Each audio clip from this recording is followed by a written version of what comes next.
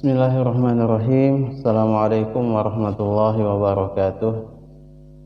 Alhamdulillahirabbil alamin. Wassalatu wassalamu ala asrofil anbiya'i wal mursalin sayyidina wa maulana Muhammadin wa ala alihi wa sahbihi ajma'in, amma ba'du.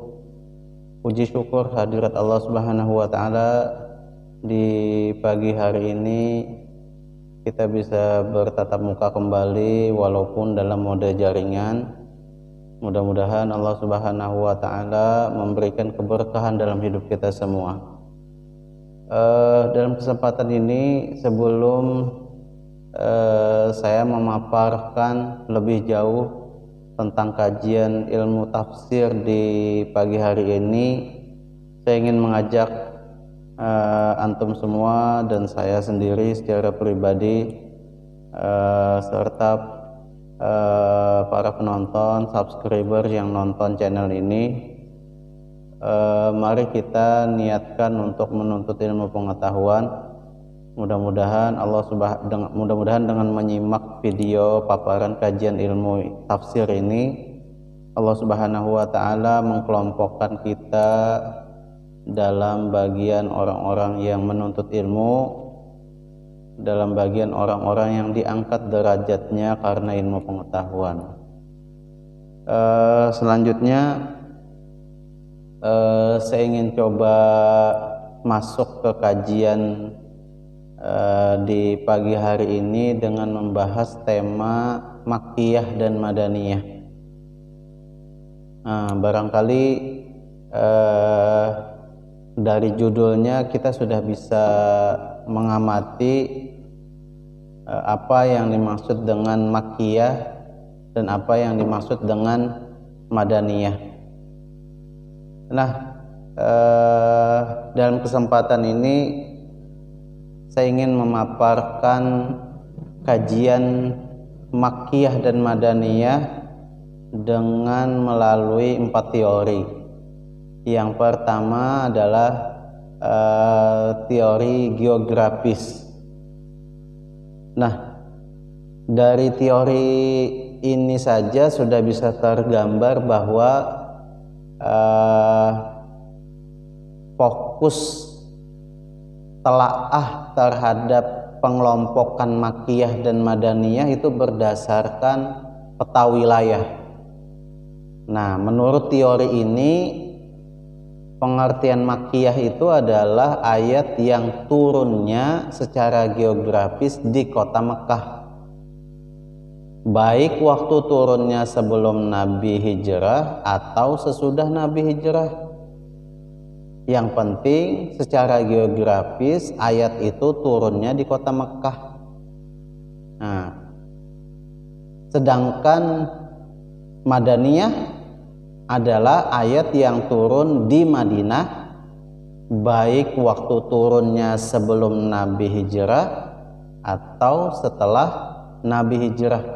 Nah, yang penting secara geografis ayat itu turunnya di kota Madinah.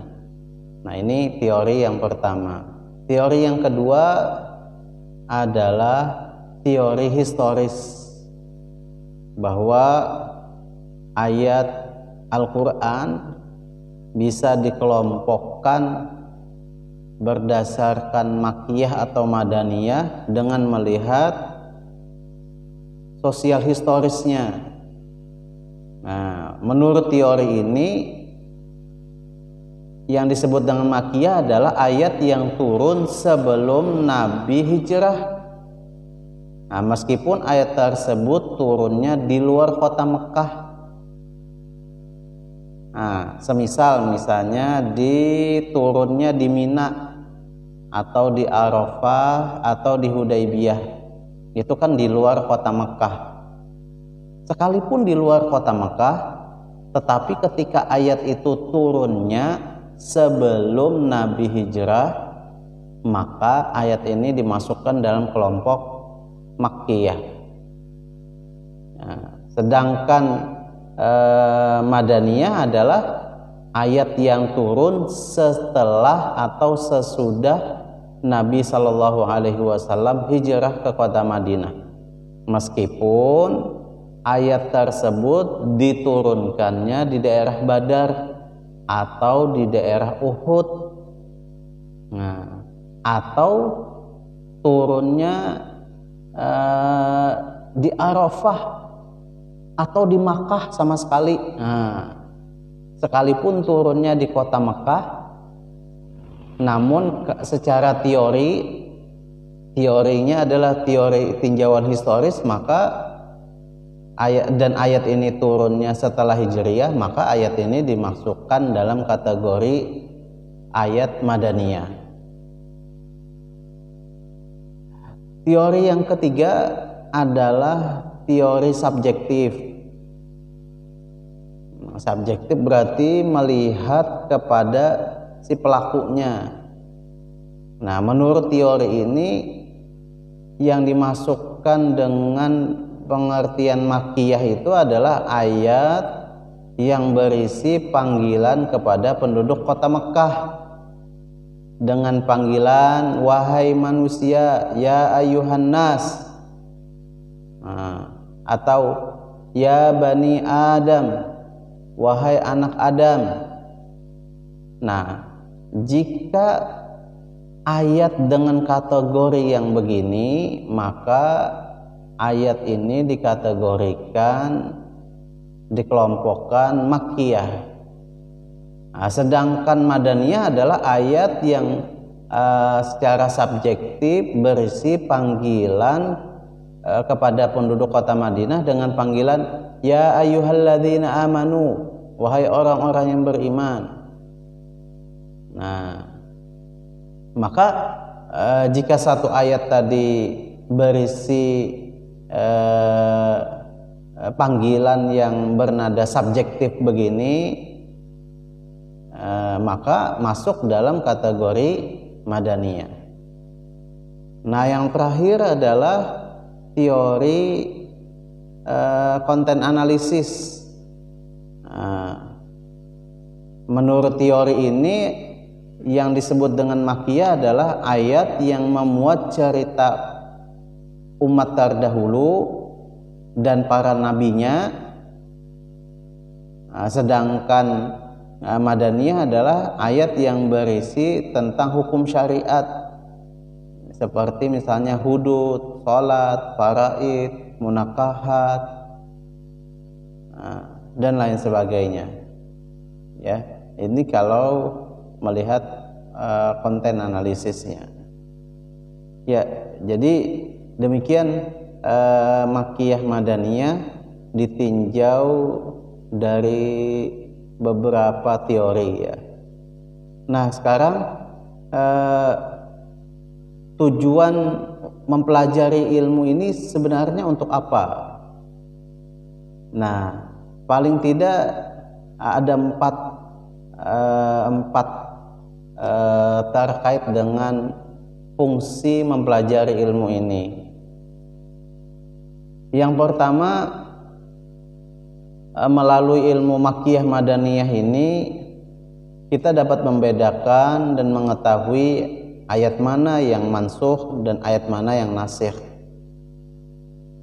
Nah, bagi pian yang pernah atau sudah belajar nasikh dan mansukh tentu ingat ya apa yang dimaksud dengan nasikh dan apa yang dimaksud dengan mansukh.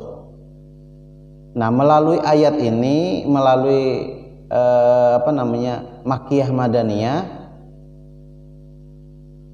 apabila terdapat dua ayat atau lebih mengenai suatu masalah, sedangkan hukum yang terkandung di dalam ayat-ayat itu sepertinya bertentangan, nah, maka kemudian kita dapat mengetahui bahwa melalui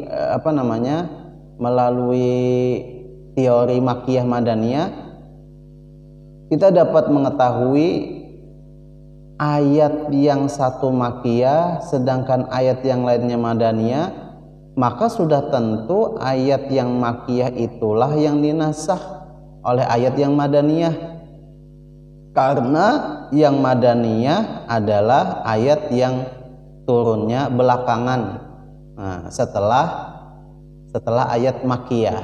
Nah, jadi itu salah satu fungsi Makkiyah Madaniyah ya, supaya kita bisa mengetahui mana yang nasikh dan mana yang mansukh. Yang kedua, mempelajari ilmu Makkiyah Madaniyah ini kita dapat mengetahui sejarah hukum Islam dan perkembangannya secara umum, dan dengan demikian kita dapat meningkatkan keyakinan kita terhadap ketinggian kebijaksanaan Islam di dalam mendidik manusia, baik secara perorangan maupun secara umum di masyarakat. Jadi waktu ayatnya turun itu. Yang ketiga, fungsi ilmu ini adalah ilmu ini dapat meningkatkan keyakinan kita terhadap kebesaran, kesucian, dan keaslian Al-Quran, karena melihat besarnya perhatian umat Islam sejak turunnya terhadap hal-hal yang berhubungan dengan Al-Quran, sampai hal-hal yang sedetail ini, seperti di mana turunnya itu, nah itu menjadi pokok kajian kajian keislaman, sehingga mengetahui ayat mana yang turun sebelum Hijriyah atau sesudahnya, ayat-ayat mana yang diturunkan pada waktu Nabi berada di kota atau tempat tinggalnya, dan ayat-ayat yang turun pada waktu Nabi sedang dalam bepergian atau perjalanan, atau ayat mana yang turun pada malam hari atau siang hari, atau bahkan melalui ayat ini kita juga bisa mengetahui ayat mana yang turun pada musim panas atau pada musim dingin dan lain sebagainya. Dan yang keempat,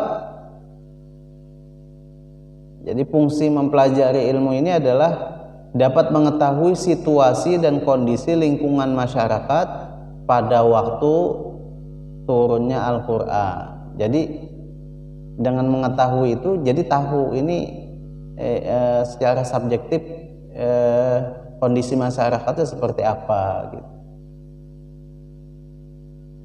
Baik, selanjutnya adalah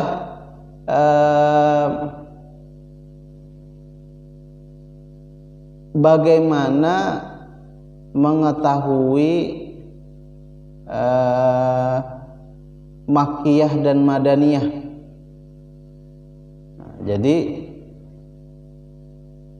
berdasarkan pengertian yang sudah kita sampaikan tadi, pada dasarnya ada ciri-ciri tertentu untuk bisa membedakan mana ayat yang dikelompokkan Makkiyah dan mana ayat yang dikelompokkan Madaniyah.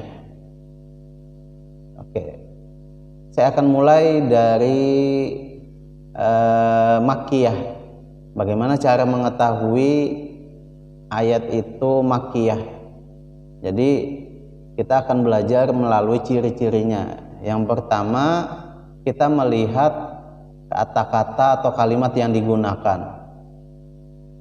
Jadi Makkiyah itu surat atau ayat-ayatnya memiliki ayat atau suku kata yang agak pendek, dan kata-kata yang digunakan dalam ayat tersebut sangat mengesankan karena penuh dengan sajak-sajak atau syair serta ungkapan perasaan. Kalimat yang digunakan pun juga tergolong fasih dan baligh atau mengandung balaghah. Banyak kasam itu sumpah, tasbih, amsal. Gaya bahasanya pun dalam surah atau ayat Makkiyah itu seringkali bersifat konkret maupun realistis, dan juga dalam setiap surah atau ayat terdapat lafaz kalla atau ya ayyuhan nas. Nah itu kalau kita ingin melihati ciri-ciri makiyah berdasarkan kata atau kalimatnya. Nah, sekarang berdasarkan kandungan isinya, ayat-ayat Al-Quran yang diturunkan di Mekah itu banyak berisikan tentang ajakan untuk bertauhid, ajakan untuk beribadah kepada Allah, serta meninggalkan segala bentuk peribadatan kepada selain Allah. Ayat-ayat Makkiyah juga mengisahkan tentang para nabi dan kehidupan umat-umat terdahulu, pembuktian tentang risalah kenabian, kebenaran, serta akan adanya hari kebangkitan dan hari pembalasan. Itu esensi dari isi ayat-ayat yang Makkiyah. Juga seringkali berisikan tentang argumentasi yang ditujukan untuk orang-orang musyrik, yaitu dengan mempergunakan bukti-bukti rasional serta ayat-ayat kauniyah. Ayat-ayat kauniyah itu seperti ayat-ayat tentang alam semesta, penciptaan alam semesta. Nah, itu kalau kita melihat ciri-ciri berdasarkan isi kandungan Makkiyah. Sekarang Madaniyah bagaimana? Kalau kita lihat berdasarkan kata atau kalimat yang digunakan, maka ayat-ayat Madaniyah ini menandakan sering menggunakan kata-kata atau kalimat yang bermakna dalam, kuat, juga kokoh. Kata-kata atau kalimat dalam surah Madaniyah sering menggunakan kalimat-kalimat usul serta ungkapan-ungkapan syariah, serta dalam surat atau ayat tersebut terkandung ya ayyuhalladzina amanu, dan identik dengan ayat-ayat panjang dengan menggunakan gaya bahasa yang dapat menjelaskan tujuan dari ayat tersebut serta dapat memantapkan syariat yang turun. Jadi bahasanya lebih ke arah sana. Kalau kita melihat isi kandungan dari ayat-ayat Madaniyah, jadi melihat ciri-cirinya, biasanya ayat Madaniyah ini mengandung kewajiban bagi setiap makhluk serta sanksi-sanksinya. Jadi lebih mengarah kepada hukum syariat seperti perintah untuk beribadah serta beramal soleh, perintah untuk berjihad, perintah kepada ahli kitab untuk masuk Islam, perintah untuk berdakwah. Juga di dalam surah-surah Madaniyah ini sering disebutkan tentang orang-orang munafik,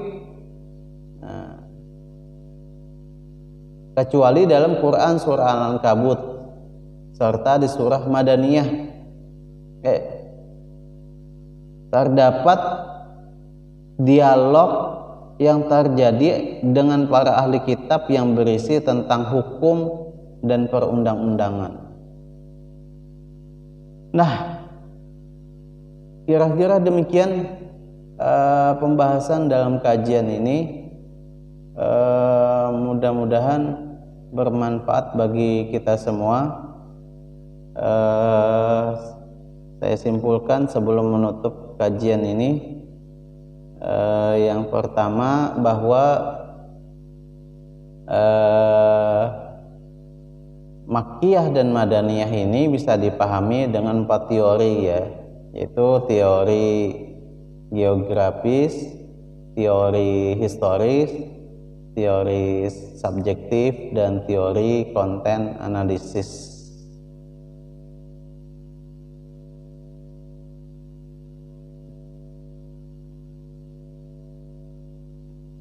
Baik, demikian pembahasan dalam kajian ini. Semoga bermanfaat bagi kita semua. Selanjutnya, bagi pian yang tidak bisa memahami atau ada pertanyaan yang masih belum bisa belum begitu jelas, pian bisa menanyakan di kolom komentar pada video ini. Dan sekali lagi bagi pian yang belum bergabung di channel ini, silahkan subscribe, like ya. Jangan lupa absen hadir untuk kajian ini bisa di kolom komentar. Demikian pertemuan kita melalui mode jaringan ini. Mudah-mudahan ada manfaatnya dan mudah-mudahan Allah Subhanahu wa taala menjaga kita semua dari berbagai mara bahaya, bencana dan juga wabah penyakit ya. Mari kita tutup dengan doa bersama. Mudah-mudahan pertemuan kita diberkahi oleh Allah Subhanahu wa taala. Ala hadhihi niyyah wa ala kulli ma nawabihi salafuna salih. Al-Fatihah. A'udzu billahi minasyaitonir rajim. Bismillahirrahmanirrahim. Alhamdulillahi rabbil alamin, arrahmanir rahim, maliki yaumiddin. Iyyaka na'budu wa iyyaka nasta'in. Ihdinas siratal mustaqim. Siratal ladzina an'amta 'alaihim ghairil maghdubi 'alaihim waladdallin. Amin ya Allah ya arhamar rahimin. Bismillahirrahmanirrahim. Alhamdulillahi rabbil alamin. Assalatu wassalamu ala asrafil anbiya'i wal mursalin sayyidina wa maulana Muhammadin wa ala alihi wa sahbihi ajma'in. Allahumma inna nas'aluka salamatan fid din wa afiyatan fil jasad wa ziyadatan fil ilmi wa barakatan fil rizqi wa taubatan qabla al maut wa rahmatan 'indal maut wa maghfiratan ba'dal maut. Allahumma hawwin 'alaina fi sakaratil maut wan najata minan nar wal 'afwa 'indal hisab. Rabbana atina fid dunya hasanah wa fil akhirati hasanah wa qina 'adzaban nar. Wa sallallahu ala sayyidina wa maulana Muhammadin wa ala alihi wa sahbihi ajma'in. Subhana rabbika rabbil izzati amma yasifun wa salamun 'alal mursalin walhamdulillahi rabbil alamin. Subhanakallahumma wa bihamdika asyhadu an la ilaha illa anta astaghfiruka wa atubu ilaik. Assalamualaikum warahmatullahi wabarakatuh.